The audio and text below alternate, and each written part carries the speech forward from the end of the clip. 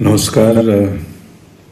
आज फिर एक दो छोटे किस्से लेके आया हूँ अपने ही जीवन से जुड़ी हुई।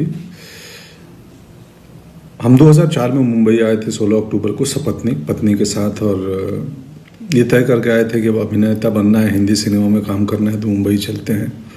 मालूम था लड़ाई लंबी है, वक्त बहुत लगेगा, तो हमने तैयारी कर रखी थी पहले से। पत्नी को बोला था कि तुम बीएड कर लो ताकि शुरुआती में तुम कहीं टीचर की नौकरी कर लेना, और मुझे तो पता नहीं मेरा क्या होगा, कितना समय लगेगा। तो उतने दिन घर चलाने के लिए कोई तो एक कमाने वाला चाहिए, तो पत्नी ने बीएड कर लिया था और हम मुंबई आ गए। मुंबई आते हम शुरुआत के 2 महीने अपने दोस्त के घर पे रहे। भानु नाम है उसका, मेरा बैचमेट है भानु उदय, और हम अपने लिए घर खोजते रहे। फिर हमारे बजट के लिहाज से एक कांदीवली वेस्ट में एक छोटा सा घर मिल गया, जहां हम लोग आ गए, शिफ्ट हो गए।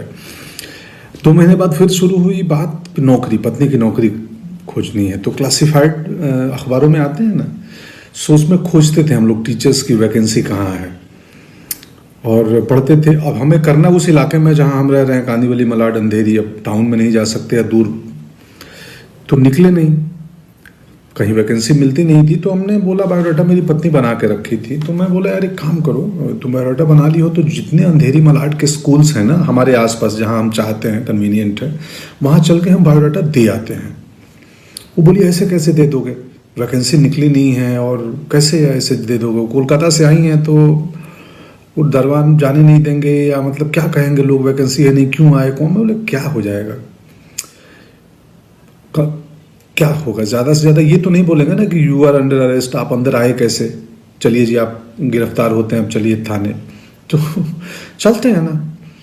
बोले तुम, मुझे नहीं मालूम, तुम अजीब आदमी हो। मैं बोला अरे प्रयास करने में क्या गया है, होगा होगा, नहीं होगा क्या कर लेंगे, पकड़ लेंगे, जान मार देंगे, चलो। तो गए हम लोग एक मलाड के गोरेगांव के स्कूल में, बड़े स्कूल में, और हमने दरवान पूछा क्या है, गार्ड ने बोला नहीं रिसेप्शन पे मिलना है, कुछ जानकारी लेनी है, यहाँ लिख दो। चले गए, मैं नहीं गया, वो गई थी, मैं बाहर खड़ा था। रिसेप्शन पे ये बोलना उसको मत बताना बायोडाटा, उसको बोलना कि मुझे रिसेप्शन से कुछ इन्फॉर्मेशन लेनी है। अंदर गई और उन्होंने बोला भाई एक बायोडाटा है, मैं टीचर की नौकरी खोज रही हूँ।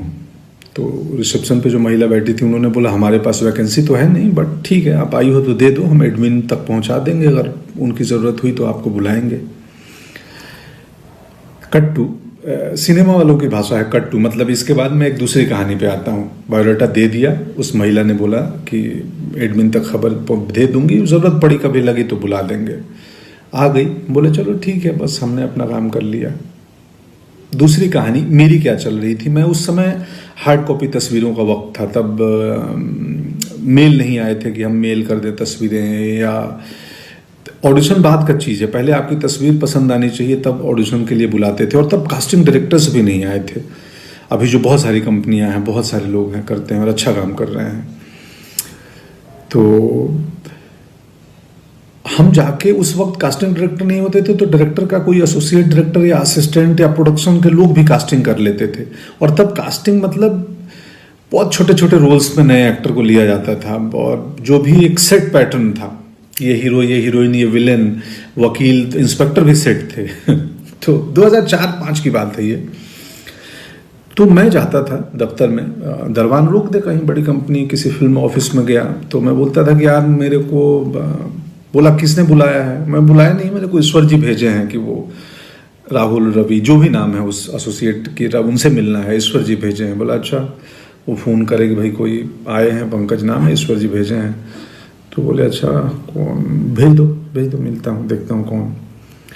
या अंदर पहुँच जाए, छोटा दफ्तर हो, रिसेप्शन तक पहुँच गए सीधे, तो फ्रंट डेस्क पे जो भी रिसेप्शन पे महिला बैठी हैं, जी हाँ क्या। मैं बोला एसोसिएट डायरेक्टर से मिलना है। तो किसने भेजा है आपको, कैसे आए हो, क्या है रेफरेंस।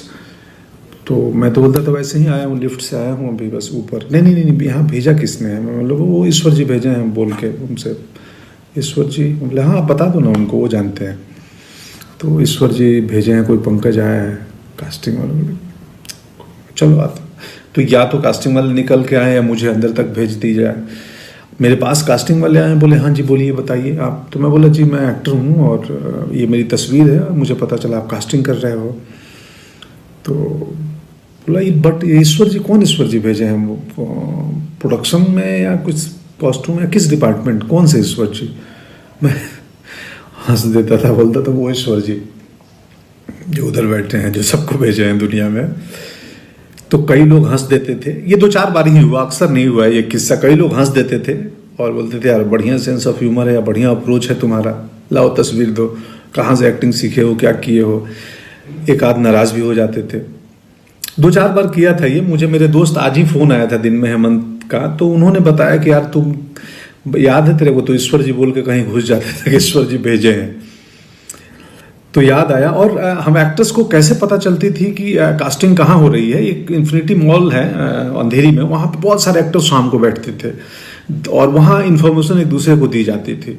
हम इतने वहाँ इकट्ठे होने लगे कि बाद में मॉल के जो सिक्योरिटी मैनेजमेंट, सिक्योरिटी वालों ने हमें खदेड़ दिया कि तुम लोग चले जाओ, यहाँ भीड़ नहीं चाहिए। उसमें पूरे हिंदुस्तान के गांव खेड़े से, छोटी जगहों से आए हुए हमारी तरह एक्टर्स थे, बहुत सारे। बाद में सुजान सिंह चौक बन गया, वो भी एक एक्टर हैं सुजान जी। हम बहुत सारे दोस्त हैं, हम नाम लूंगा तो 1000 नाम हो जाएंगे जो वहाँ बैठते थे। पत्नी की कहानी पे बायोडाटा दे के चली आई, एडमिन में जाएगा। दूसरे दिन कॉल आया कि जी आप आइए, एक इंटरव्यू के लिए प्रिंसिपल ने कॉल किया है। वो गई, इंटरव्यू दी, उनकी नौकरी हो गई। पढ़ाने लगी, हमारा दुकान चल गया और मैं ईश्वर के बहाने से दफ्तर घूमते रहा। मेरे ईश्वर काम नहीं आ रहे थे, कास्टिंग नहीं हो रही थी, थोड़ा वक्त ज़्यादा लगा। ईश्वर काम आए, मौके मिले, बहुत सारे मौके धीरे धीरे मिलने लगे। गैंग्स ऑफ वासेपुर पहला मौका था जिसमें मुकेश ने, तब तक कास्टिंग डायरेक्टर आ चुके थे और तब तक वो पैटर्न ख़त्म हो गया था कि किसी भी बहाने एसोसिएट या असिस्टेंट तक घुस के अपनी तस्वीर दे दो या इंट्रो दे दो कि जी मैं एक्टर हूँ। तब तक प्रोफेशनल माहौल बनने लगा था। गैंग्स ऑफ वासेपुर में मुकेश कास्टिंग, उसके पहले अभिमन्यु रे थे यशराज में, वो कास्टिंग कर रहे थे। तो कास्टिंग डायरेक्टर्स का चलन हो गया था। हनी भाई आ गए थे, जोगी भाई आ गए थे, ये सब कास्टिंग डायरेक्टर्स हैं। बाद में अभिषेक की कंपनी आई। सो बहुत सारी अभी कंपनियां हैं कास्टिंग की काम करती हैं बॉम्बे में।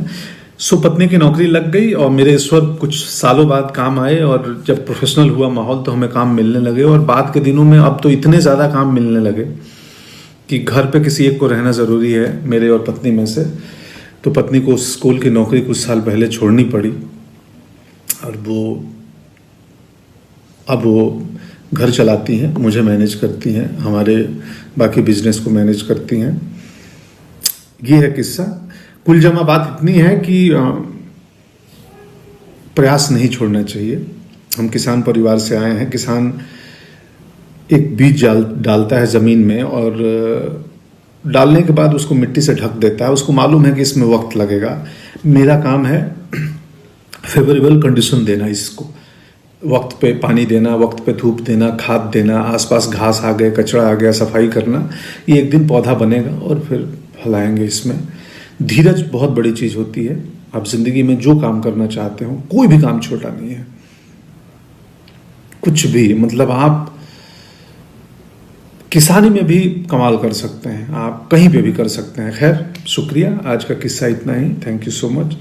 कोरोना से डरना नहीं है, लड़ना है। लॉकडाउन को गंभीरता से पालन करें और बाकी उपाय हमें मालूम ही है। हाइजीनिक मेंटेन करें, एक फिजिकल डिस्टेंसिंग मेंटेन करें। अगर ज़रूरत हो, एसेंशियल चीज़ों के लिए बाहर निकलना पड़ रहा है तो, और बस यही है। शुक्रिया।